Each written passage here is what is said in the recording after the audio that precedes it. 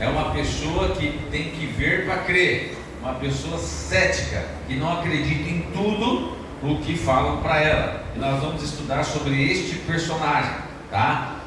Falando em cético, se você não leu ainda, leia, compre, dê de presente o livro Ceticismo da Fé, do Rodrigo Silva, tá? Não, aqui eu não ganho nada com isso, de fazer esse merchan aqui, mas é um livro tremendo, é um livro fantástico, tá? Ceticismo da Fé. Outro dia, uma irmã nossa que é advogada falou assim: pastor, eu tenho, meu chefe está vivendo essa situação com o filho assim, assim, assim, assim, e eu queria dar um presente, um livro para ele ler. Que livro? Aí eu falei: Ceticismo da Fé.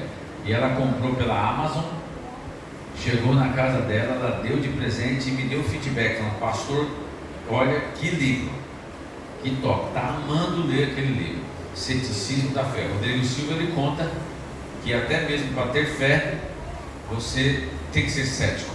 Olha que coisa, porque ceticismo é totalmente contrário à fé, né? Como é que é isso? Leia o livro, tá? Vamos lá então. Nós vamos estudar o livro de João. Então já abre aí a sua Bíblia no livro de João e já deixa aberto aí o livro de João. Nós vamos ler ali o capítulo 1, tá bom? Mas vamos lá. Coloque na tela aí, por favor. Na tela. Isso, Gracinha, muito bem. Ó, agora você deixa aqui comigo, tá?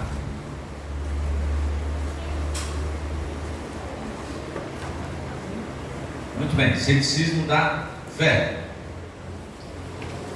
O estudante cético é o tema que nós vamos falar hoje. Bem, queridos, eu não sei você, mas eu confesso a vocês que eu nem sempre tive fé. E mesmo depois de ter encontrado a fé em Cristo Jesus, ainda assim, eu sou igual aos bereanos. Eu tenho que pesquisar, eu tenho que ir, eu tenho que ir à Bíblia, eu tenho que ir ao Espírito de Profecia, eu tenho que buscar um pouquinho do que Deus quer falar para nós. Isso não é errado em fazer, isso não é errado. Não é errado você encontrar uma pessoa que tem dúvidas. Isso até ajuda você a estudar mais, a se preparar melhor para você passar alguma coisa para elas. Mas hoje nós estamos vivendo num mundo onde, principalmente o mundo hoje que vivemos, a verdade ela é colocada em xeque. E para você pregar a verdade, você tem que conhecer a verdade, mas ao mesmo tempo você tem que pesquisar e ir atrás do que é a verdade. Então, não sei você, mas eu também já questionei muitas coisas da Bíblia. É claro que eu tenho fé, e é claro que eu acredito em Deuteronômio 29, que existem coisas que são reveladas para mim e para você, mas existem coisas que não são reveladas, tá? Mas onde nós podemos procurar os grandes questionamentos da vida? Onde a gente pode procurar essas dúvidas e as respostas para isso? Bem, o encontro, o personagem que nós temos hoje a falar sobre ele, está no livro de João, logo no início. Falando no início do livro de João, eu quero que você abra aí no capítulo 1 de João. Nós vamos começar a estudar um pouquinho o prólogo de João, tá? E esse encontro, ele acontece justamente após o prólogo de João. O que é um prólogo? O segundo filósofo francês, está aí o nome dele na tela, Luc Ferry. Este prólogo foi um dos pontos decisivos da história do pensamento. Que pensamento? João, ele teve uma estratégia ao começar o Evangelho de João.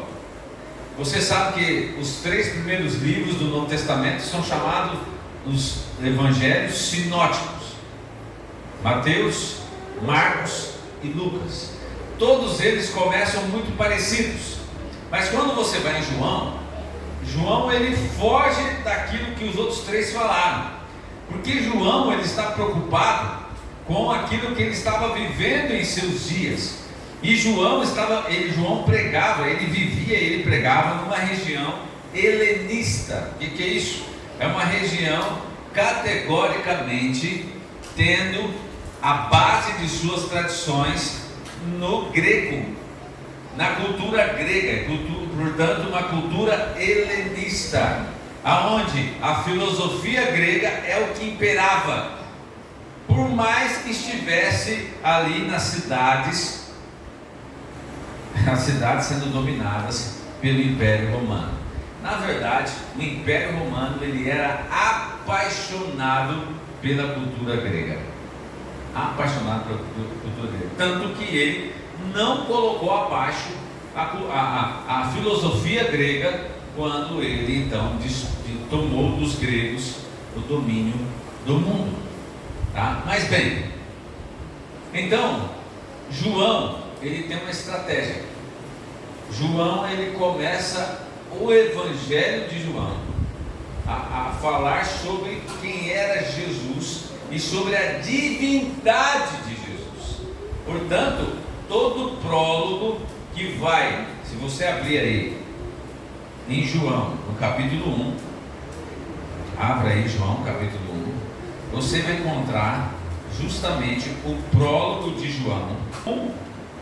Você encontra desde o verso 1 até o verso 14, ao falar da divindade de Jesus. E quando ele apresenta a divindade de Jesus, ele usa uma expressão grega. E aí está então, segundo o filósofo francês Luc Ferry, este prólogo foi um dos pontos decisivos da história do pensamento, porque João, ele prega agora, ele apresenta agora aos gregos, ao pensamento grego, que para os gregos, o pensamento daquilo tudo, de onde surgiu o homem, de onde surgiu todas as coisas, estava relacionado ao cosmos. Ao cosmos. Então o que João faz? João usa a expressão que eles usam para o cosmos, para a razão de tudo que foi criado, ele usa isso para Cristo. Então João apresenta o quê? João apresenta o Logos. João apresenta o Logos. Os gregos eles acreditavam, está aí ó, na tela. Os gregos acreditavam que o universo ele obedecia à natureza, eles denominavam o quê? Logos. Era contemplar e discernir essa ordem no mundo. Então, quando você conversava sobre a razão do pensamento grego, eles apresentavam o quê? O Logos. Então, o que João fez? João falou assim: vocês acreditam no Logos? Sim, nós acreditamos. Então, vou apresentar quem é este Logos. Então, João, ele pega emprestado o termo filosófico grego Logos e diz o seguinte sobre Jesus. João capítulo 1, o verso 1 a 4 e o 14. Olha aí na sua Bíblia. João capítulo 1, o verso 1 ao 4 e o verso 14. Feche seus olhos. Pai querido, ao abrir a tua palavra agora, cale o homem e fale Deus aos nossos corações. Amém. Em nome de Jesus. Amém. E então vem assim, o verso 1. No princípio era o? Não. Logos. Ó. João usa Logos aqui. Então, quando um pensador grego, um estudante grego, abria aqui o livro de João, ele se deparava com o quê? Com Logos. Ele se comparava com Logos. Está lá, ó, na tela. Olha lá, ó. No princípio era o verbo, Logos. E o verbo, o Logos. E o Logos era o quê? Estava no princípio com Deus. Todas as coisas foram feitas por Ele, e sem Ele nada do que foi feito se fez. Nele estava a vida, e a vida era a luz dos homens. E agora o verso 14: e o verbo e o Logos se fez carne e habitou entre nós, e vimos a sua glória, como a glória do unigênito do Pai, cheio de graça e de verdade. Imagina isso aqui, um grego lendo isso aqui. Ele olhou e falou: como é que é? Então, a razão de tudo que existe está em um homem, e esse homem habitou, esse homem, Deus habitou entre nós? Sim, sim. Olha o que diz, né? Olha o que João faz aqui. João faz o seguinte: ele afirma ter um telos, que é telos, no grego é algo para o que fomos feitos, e devemos reconhecer e honrar, a fim de vivermos bem e com liberdade. O que João está querendo dizer é: nós não fomos feitos o quê? Nós não somos obras do acaso, e nem fomos deixados a viver sem um real sentido. Tudo tem um telos, tudo tem um propósito. E a Bíblia insiste então que o sentido da vida não é um princípio ou algo estrutural, racional, abstrato, mas sim uma pessoa, um ser individual que caminhou sobre a terra.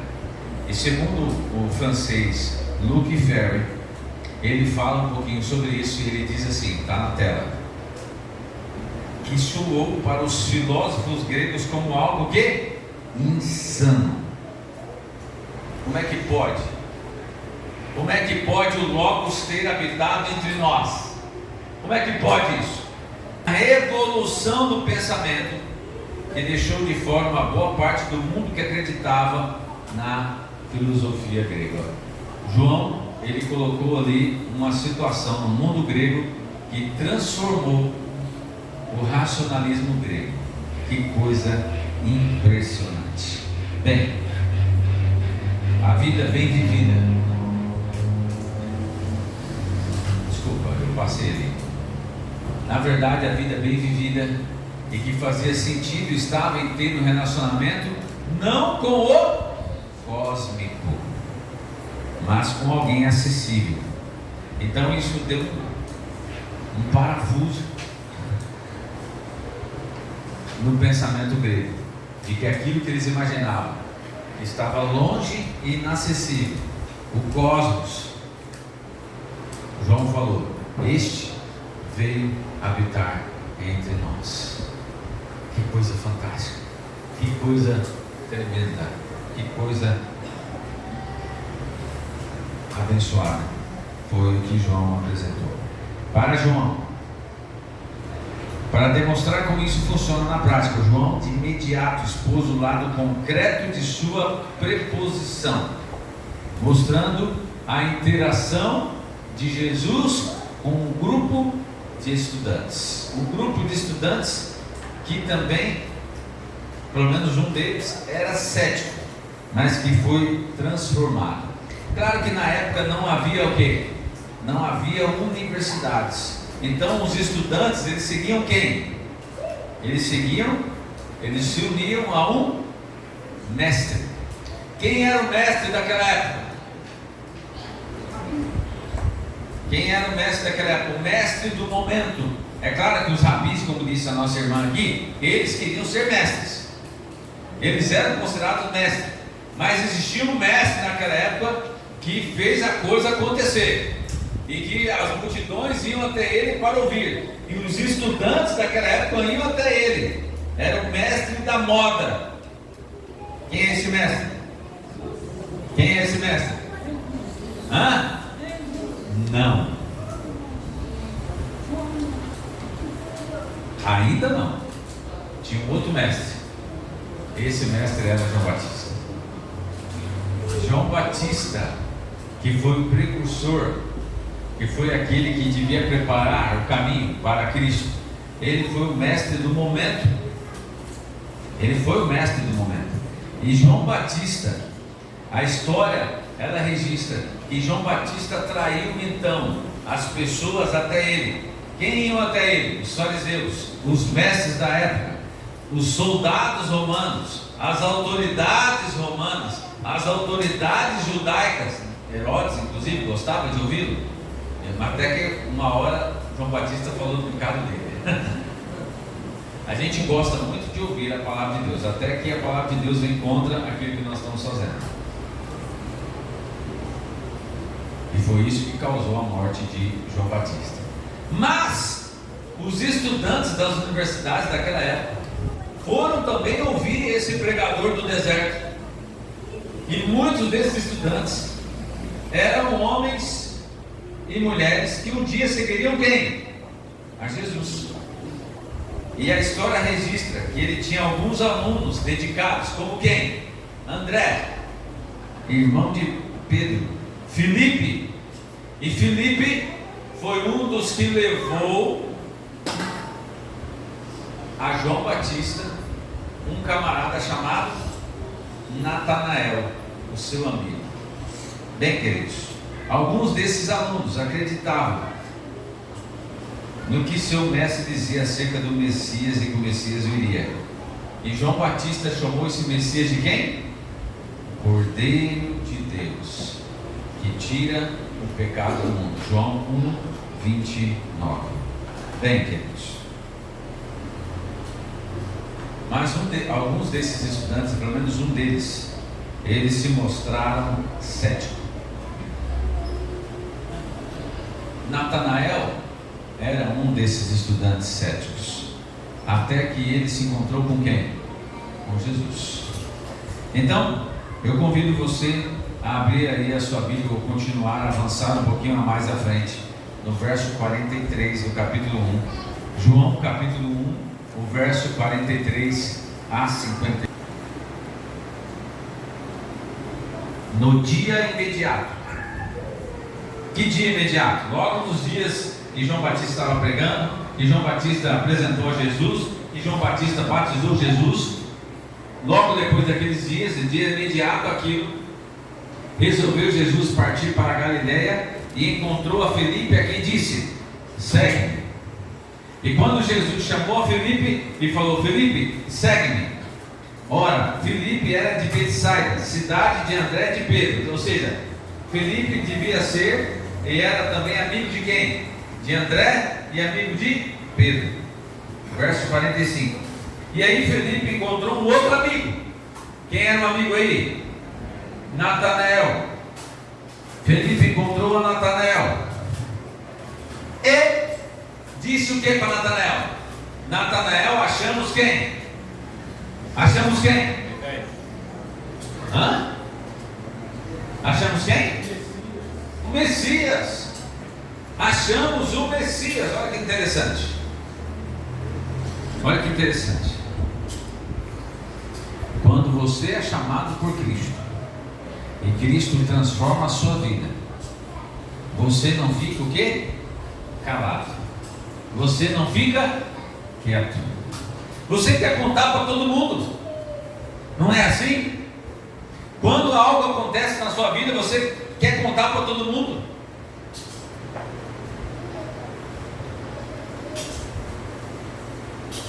Quem está atrás de uma namorada ou de um namorado, quando acontece de você encontrar, o que você quer fazer? Você quer desfilar com aquela pessoa do outro lado. Você, hoje em dia, você quer colocar o quê?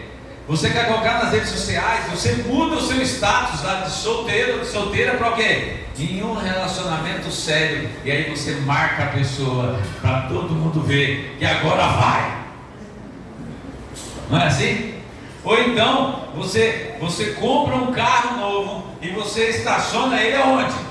Lá em cima? Na rua de cima aqui? No outro quarteirão? Não, você até chega mais cedo na igreja e você coloca ele na frente da igreja. Eu me lembro muito bem que eu estava em um acampamento. Na verdade era um aventureiro. Era um acampamento dos aventureiros lá em São Luís do Maranhão. E aí um dos anciãos falou assim: pastor, vem cá. E ele me fez eu andar Ele me fez eu andar o local inteirinho e lá fora para mostrar o quê? O carro novo dele. Ele falou assim: vem cá, pastor, olha o meu carro novo. E ele abriu o carro assim, e estava tudo no plástico. Ele falou assim, é zero. E aí ele olhou para mim e falou, o senhor já sentiu o cheirinho de carro zero? Aí eu falei, não. Mal sabe ele que até hoje ainda não senti. Eu sei que alguns aqui têm esse privilégio, aí o pastor não. Salário de pastor não dá. Então, salário de pastor é um Astra, né, Anderson? Cadê o Anderson? É um Astrinha, né, Anderson? E estamos montados numa máquina, né, Anderson? É a máquina, né? E aí ele foi mostrar o carro dele. Aí ele falou assim, entra. E eu entrei no carro dele. Ele falou, funciona o carro. Aí eu funcionei o carro dele. Falei, é assim. Quando a gente vem com a roupa nova, o que acontece? Quando o João não está filmando nada aqui, porque o João não deixa ninguém passar aqui no meio. Cuida, João. Aquele que grava, aquele que filma as coisas, não pode atrapalhar o andamento do que está acontecendo na igreja. Então, você é meio que um fantasma, né? Você é um fantasma. Então, a pessoa entra na sua frente, é você o problema, não ela. Então, você tem que sair do lado, sair pro outro. Você é um fantasminha, viu, João? Mas, enfim. Mas aqui, olha só, o que acontece? A pessoa sai aqui, ela senta onde? Ela senta na frente. Por quê? Porque na cabeça dela está dizendo assim, vai chegar a hora que eu vou me levantar e todo mundo vai ter que me ver. E aí ela sai da frente, né, Yasmin?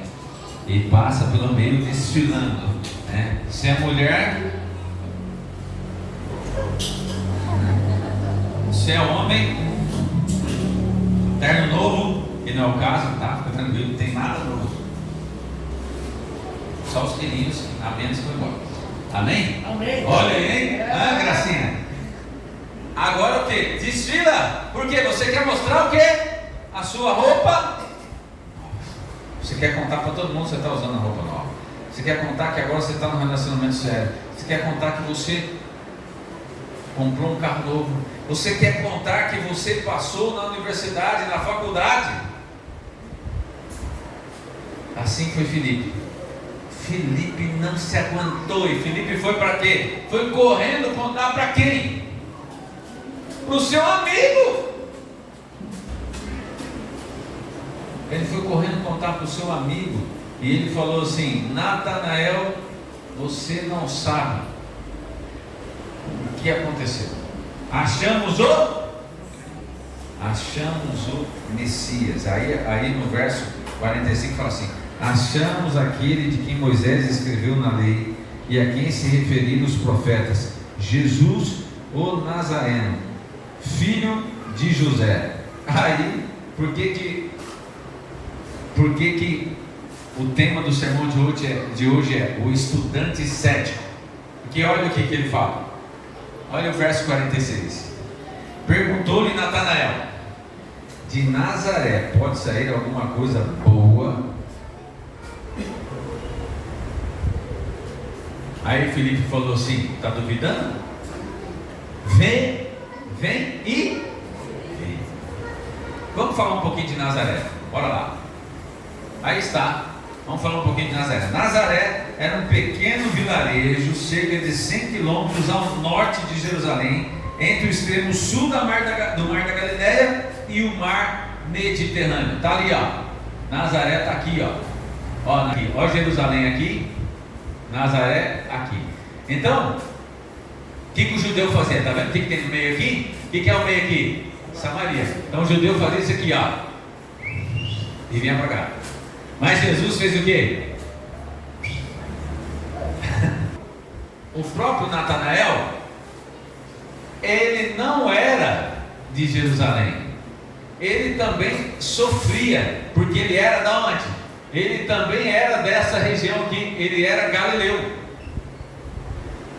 Mas olha só, uma coisa pior é você que sofre de racismo ou de preconceito, também ser o quê? Preconceituoso. Quer uma coisa pior? Quer uma coisa pior? Eu me lembro de um filme que eu assisti na época que eu era mais jovem,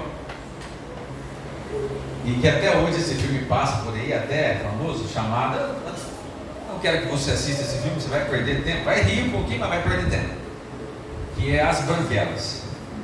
E As Branquelas, ele fala do estereótipo justamente, né, de quem é negro fazendo o papel do quê? De branco. E no final tem um personagem que é negro, feito pelo ator Terry Crews, que ele gosta de uma das branquelas, mas que quando aquela branquela, que na verdade era um homem negro, tira a máscara e se mostra então que era homem, o personagem olha e não acredita e fala assim: eu não acredito que eu estou vendo. E ele fica bravo.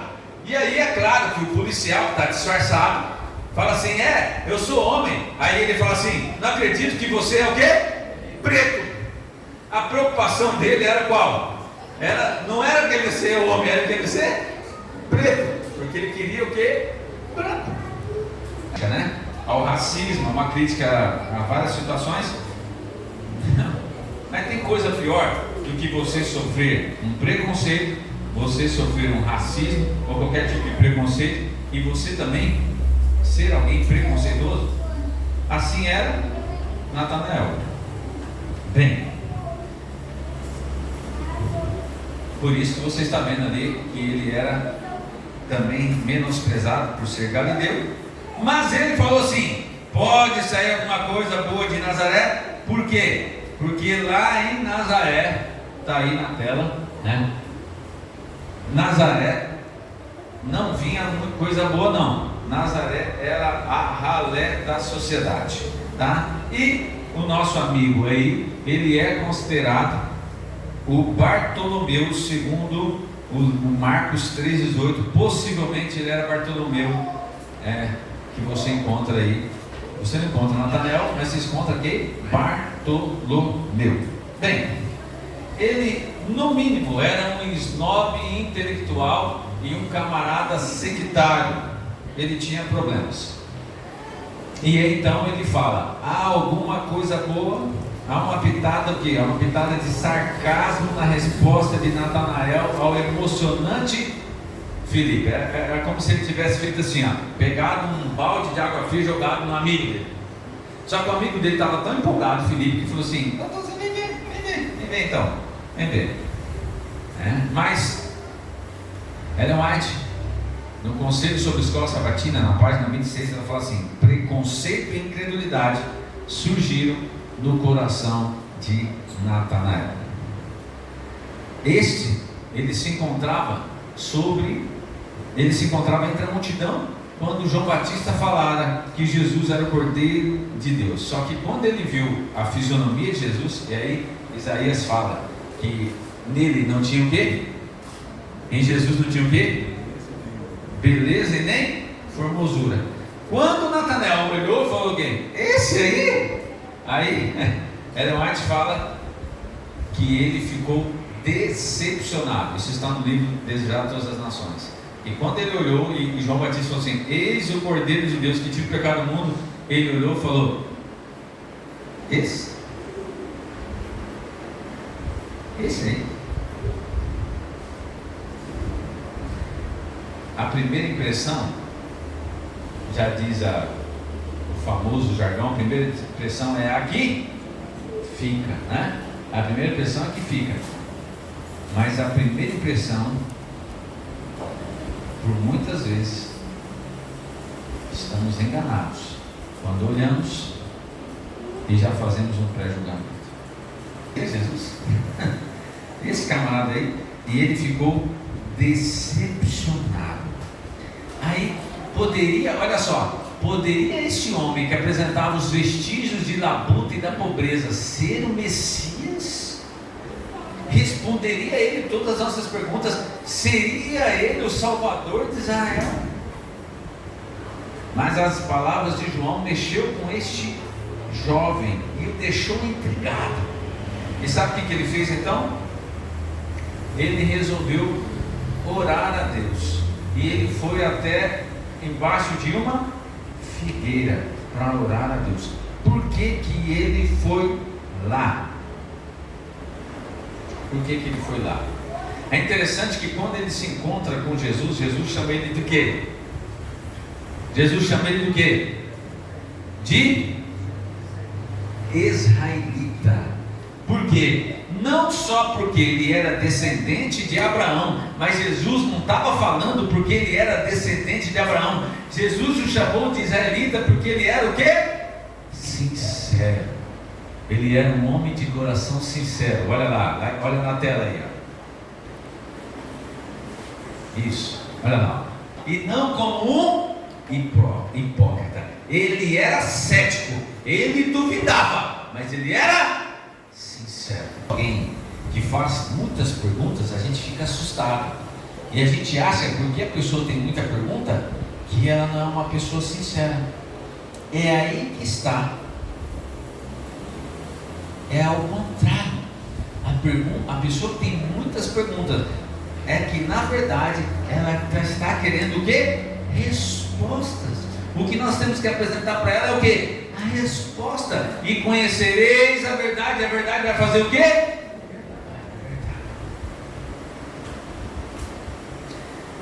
E ele estava esperando a consolação de Israel. Ele era um do que fazia parte daqueles que oravam. Essa consolação de Israel é uma oração judaica que faz assim: olha, que eu possa ver a consolação de Israel, que é o quê? Que eu possa em vida ver o Messias. Quantos aqui hoje também não quer em vida ver Jesus voltar? Amém? A gente quer. Ninguém aqui quer passar pela morte, né, Paloma? A gente quer ver Jesus voltar em nossos dias.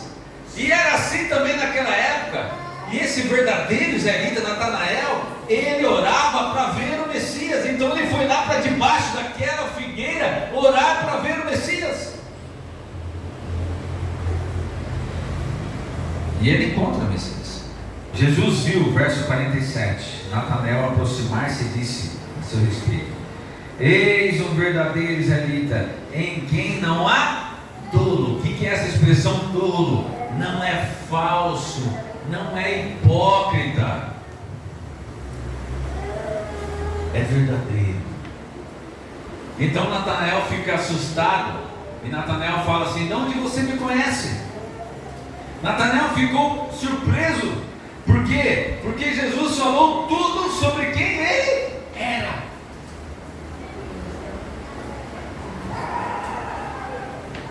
Eu posso esconder de vocês quem eu realmente sou. Você pode esconder do seu marido, você pode se esconder da sua mulher, você pode se esconder do seu filho, você pode se esconder do seu chefe, você pode se esconder da igreja, quem você verdadeiramente é. Mas a gente não consegue esconder de quem? De Deus. Natanael era cético. Natanael ouviu João Batista falar: esse é o Cordeiro de Deus. Ele falou: esse aí. Mas quando ele teve um encontro com Jesus, acabou o ceticismo.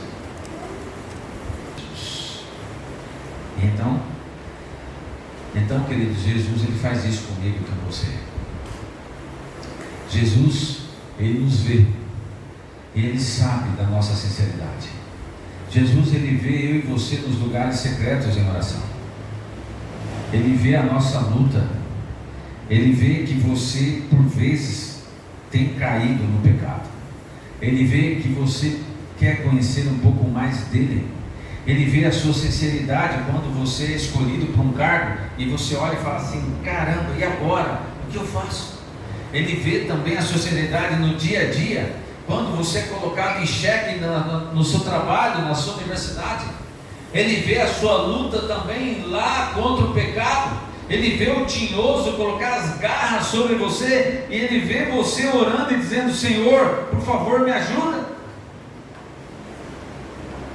E Ellen White, ela fala: Jesus nos verá também nos lugares secretos de oração, se nele buscarmos a luz que nos fará ver a verdade. Anjos de luz estarão com aqueles que com humildade buscarem orientação divina. E foi justamente o seu ansioso desejo de uma luz mais clara sobre quem era Jesus, de quando João Batista apresentou o Filho de Deus, que ele foi procurar um lugar para meditar e foi procurar um lugar para orar. Desde a todas as nações, página 140.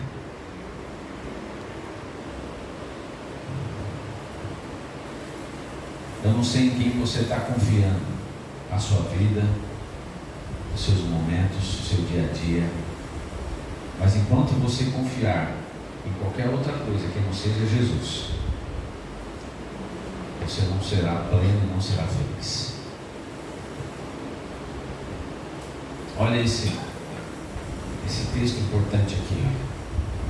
Enquanto confiar na guia da autoridade humana, ninguém chegará a um Salvador, conhecimento da verdade. Como Natanael, necessitamos estudar por nós mesmos a palavra de Deus e orar pela iluminação do Espírito Santo. Aquele que viu Natanael debaixo da figueira, ver-nos-á no lugar secreto da oração. Anjos do mundo da luz acham-se ao pé daqueles que em humildade buscam a guia divina. E ela diz mais: todo pesquisador sincero será iluminado como foi Natanael. Jesus o viu ao ajoelhar-se em oração debaixo da figueira. Enquanto pedia luz, o mensageiro veio chamá-lo para conduzi-lo à fonte de toda luz.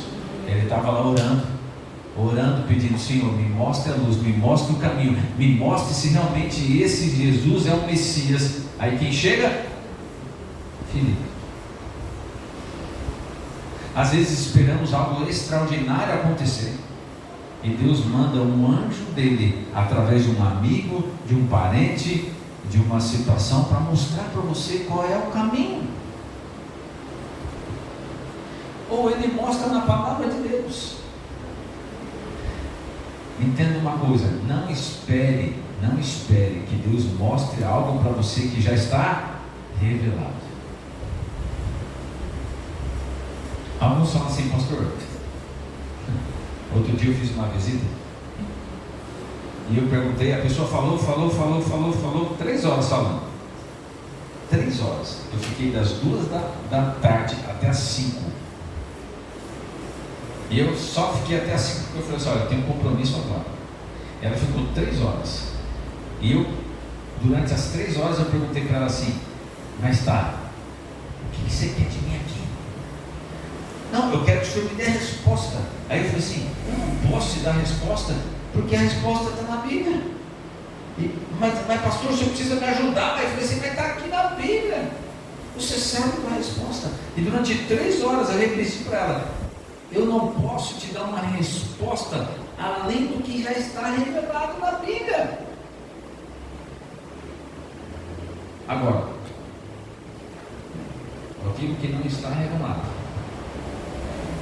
se orarmos com fé, Deus pode nos mostrar e pode enviar alguém ou alguma situação para nos revelar. E foi o que aconteceu com Natanael. E então o verso continua dizendo: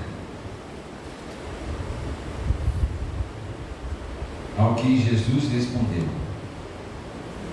verso 50: porque te disse que te vi debaixo da figueira, crês? Pois maiores coisas do que estas verás. Maiores coisas do que estas verás. Parou de funcionar aqui, ó. Agora voltou. Isso. Jesus aqui, ele se refere a muitas evidências convincentes da divindade que Natanael testemunharia durante a sua associação com Cristo. E então ele fala, e acrescentou: em verdade vos digo, que vereis o céu aberto e os anjos de Deus subindo e descendo sobre o Filho do Homem. Filho do Homem. Filho do Homem designa Jesus como Cristo encarnado. Indica de que um milagre aconteceria diante de Natanael. Ele estaria diante daquele que é divino e humano. Que coisa fantástica, né? E aí Jesus ele faz a menção da visão de Jacó. Anjos de Deus desceriam e subiriam. Visão de Jacó, mas também era o que aconteceria durante o ministério de Jesus e acontece comigo e com você. Nesta pitoresca figura de linguagem, Jesus descreve seu próprio ministério em favor da unidade. Até hoje, anjos sobem e descem em favor de mim e de você. Muito bem. Sendo assim, queridos, é este o mesmo quadro ao qual se referiu Cristo em sua palestra com Natanael, quando disse: vereis o céu aberto e os anjos de Deus subirem e descendo sobre o Filho do Homem. Assim, apostatando, o homem se alienou de Deus. Quando Adão e Eva comeu do fruto, houve separação. Até ali, na virada do dia, Cristo vinha e falava cara a cara com Adão e Eva. A partir do momento que eles pecaram, houve então um abismo, houve então uma separação do homem com o seu Criador. O homem se alienou-se de Deus, a terra foi separada do céu, havia abismo. Mas em Cristo Jesus houve novamente o que? A reconciliação. Através do abismo existente entre eles, não podia haver comunicação. Você está vendo ali na tela. Mas por Cristo, a terra foi de novo ligada ao céu com seus próprios méritos. Cristo lançou uma ponte através do abismo que o pecado cavara, de maneira que os anjos ministradores podem manter comunhão com o homem. Cristo, ele une o homem caído em sua fraqueza e desamparo à fonte de infinito poder. Então eu gosto muito dos textos, meu predileto é o texto de Isaías 41, verso 10, que fala: não temas, porque eu sou contigo. Não te assombres, porque eu sou teu Deus. Eu te ajudo, te fortaleço e te sustento com o quê? Com a destra fiel. O que é destra?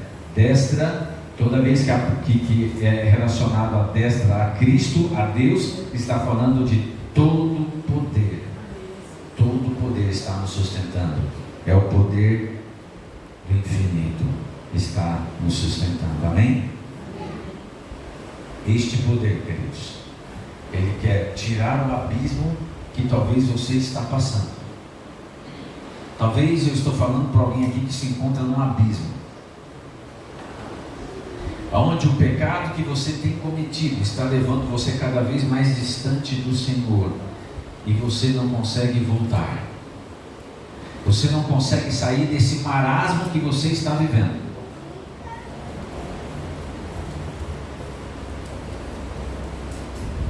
Você já não tem mais forças.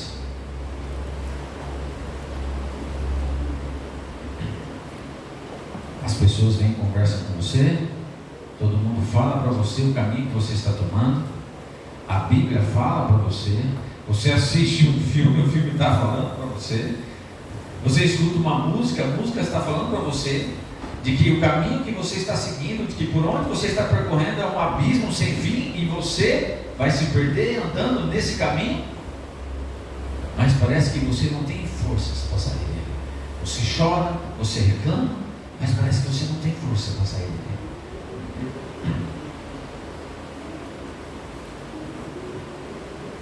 Mas Jesus Cristo, ele é a destra fiel. Ele tem o poder do infinito. E o poder do infinito está agora à minha e à sua disposição. O que você tem que fazer é dizer: salva-me. E ele está prontinho para estender a mão e dizer: eu quero te salvar.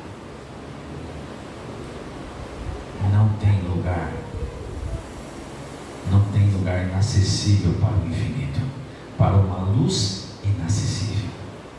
O abismo não é nada para aquele que tem o infinito, para aquele que é a luz inacessível, para aquele que tem todo o poder.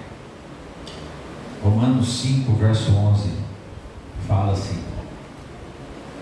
e ainda mais, se nos gloriarmos também em Deus, por nosso Senhor Jesus Cristo, por intermédio de quem recebemos agora completa reconciliação. O diabo quer levar você para mais distante de Deus. Jesus está dizendo: eu quero te reconciliar com Deus. Não importa tão longe você tenha andado de Deus, não importa quão distante você foi. Olha essa história que eu vou passar para vocês aqui. Pode colocar aí, por favor, o vídeo. Apaga as luzes, por favor. Liberdade, sonho que alimenta a alma de cada ser. É um direito que o próprio Deus concedeu ao homem, de poder escolher o caminho a seguir. Todavia, por escolha própria, nem todos gozam desta tão almejada liberdade.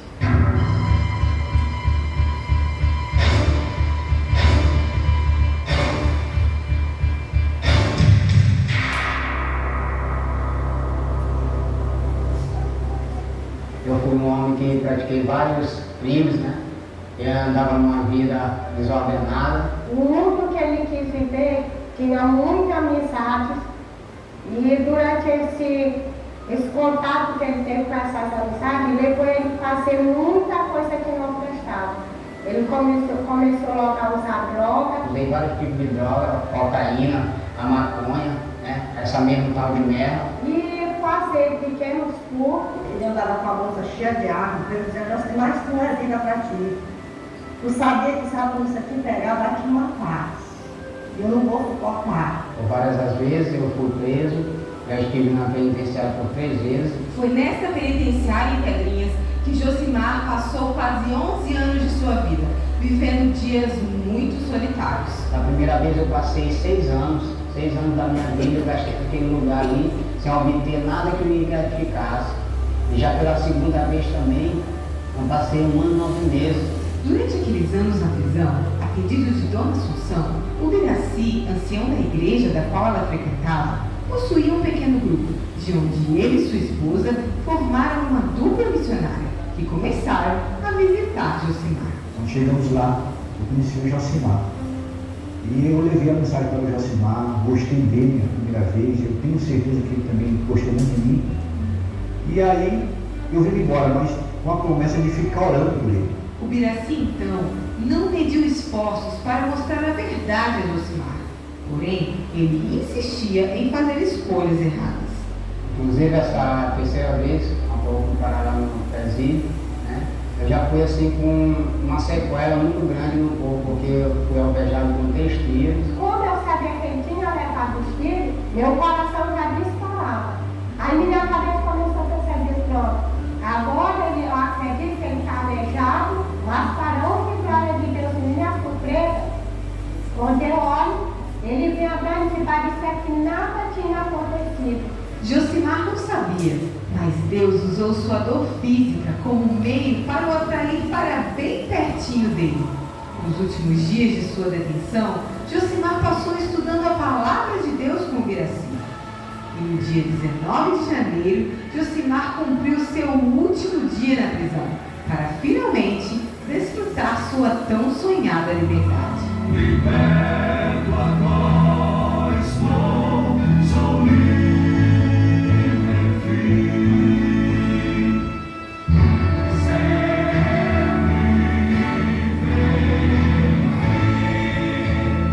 Desta vez, ele saiu falando diferente, se vestindo diferente e até o jeito dele andar mudou.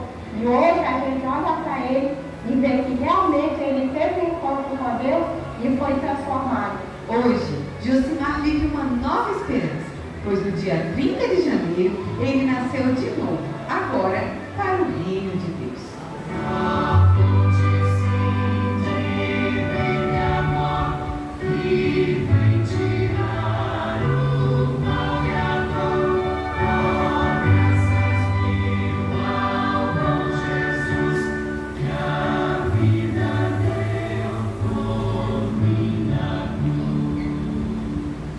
Ajudar na construção de igrejas agora faz parte da nova rotina de Josimar. De um pequeno grupo, uma dupla missionária, que colhe agora um novo evangelista. E o testemunho dele é essencial para que os outros possam ver que também pode mudar de vida.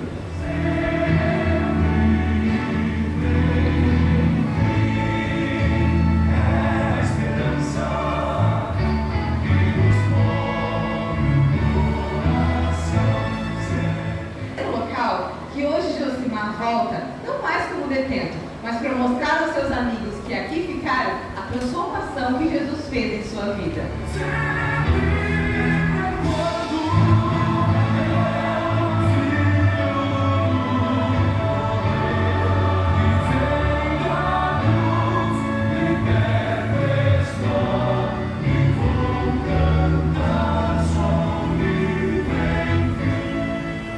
Um dia fui preso, hoje sou livre, e sei que o meu passado já não me condena mais, porque tenho certeza que Jesus colocou tudo nas profundezas do mar.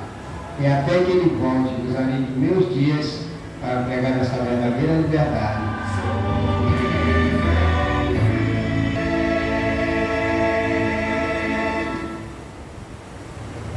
O Josimar foi longe demais, mas em Cristo Jesus nós encontramos a reconciliação. Infelizmente, Josimar faleceu alguns dias depois desta gravação, saindo de um JA. O crime o seguiu. O crime não perdoa. E mesmo ele tendo mudado de vida, o que ele fez no passado veio até ele. Ele foi morto, saindo de um JA. Aí sim ele está livre. Livre do pecado, da dor, do sofrimento, aguardando Jesus voltar nas nuvens dos céus. Essa reconciliação aconteceu com o Josimar. E essa reconciliação pode acontecer hoje com você também. Feche seus olhos. Paizinho. Que história tremenda a do teu servo Natanael. Não há nada e ninguém que pode suportar o encontro verdadeiro com nosso Senhor Jesus Cristo.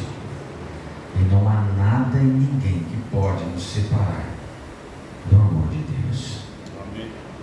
E não importa quão longe estamos, não importa o abismo que o pecado colocou na nossa vida,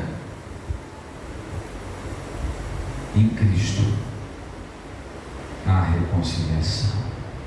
Em Cristo há um poder infinito que pode chegar até o abismo e nos socorrer e nos salvar da condenação do pecado.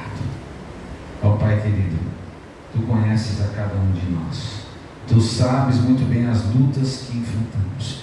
Tu conhecias muito bem Natanael e o Senhor o salvou.